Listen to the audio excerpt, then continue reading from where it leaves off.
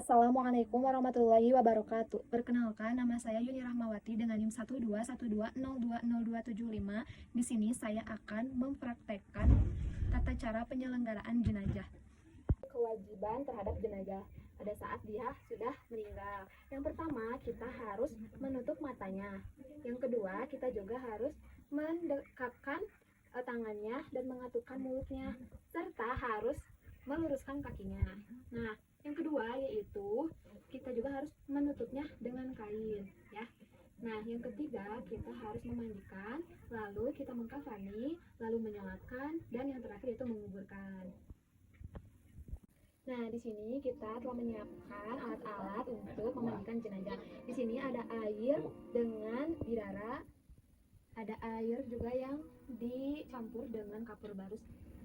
Nah, di sini juga ada mayatnya, dan mayatnya kita letakkan di atas, ya. Nah, sebelum memandikan kita harus membaca niat dulu, yang itu nawaitul bismillah lihadal maiti lillahi ta'ala. Nah, kemudian kita di sini sudah ada air yang dicampur dengan bidara, ada juga air yang dicampur dengan kapur barus, dan ada juga sampo atau wangi-wangian. Nah, yang pertama adalah kita harus mewudukan terlebih dahulu. Tata cara wudhu seperti biasa, ya. Nah, dari muka 3 kali biasa, tangan kanan dan kiri, telinga biasanya 3 kali, lalu yang terakhir kaki. Tapi ini karena terlihat sebenarnya ini harus tertutup, ya guys. Nah, setelah beres diwudukan, kita juga harus mengeluarkan apabila ada kotoran, jadi dipencet-pencet dulu ininya, dipencet-pencet dulu perutnya, ya, agar keluar, atau kita bisa mendudukkan gitu sambil dipijat-pijat biar keluar kotorannya. Nah, setelah itu kita menyiramnya atau membersihkannya 3 kali, yang kanan dulu banyak 3 kali, yang kiri 3 kali. Nah, lalu kita juga memberikan sampo dan sabunnya, kita bersihkan tangannya, kaki, dan badan-badannya. Nah, setelah itu kita bisa siram lagi dengan air yang dicampur dengan daun bidara, ya, yang ada wangi-wangiannya, seperti biasa 3 kali, atau opsional sampai bersih dari segala sisa sabun dan kotorannya.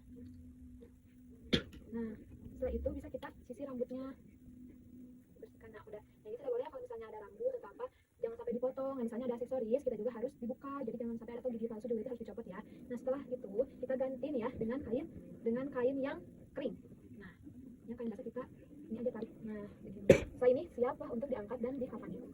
Setelah selesai memandikan jenazah, yang selanjutnya yaitu mengkafani jenazah. Nah, di sini telah disiapkan, yang pertama ada kapur barus, dan kita juga menyiapkan kapas sebagai penutup yang berlubang. Nah, untuk jenazah perempuan itu kainnya sebanyak 5 helai, dan untuk jenazah laki-laki ini 3 helai. Nah, di sini dikhususkan untuk jenazah laki-laki, jadi jumlah kain kafannya ada 3 helai. Nah, yang pertama kita simpan di tengah, yang kedua kita simpan di sebelah kanan kirinya. Nah, ini udah 3 helai disimpan. Lalu tadi setelah diletakkan jenazahnya di tengah, dan kita juga bisa menutup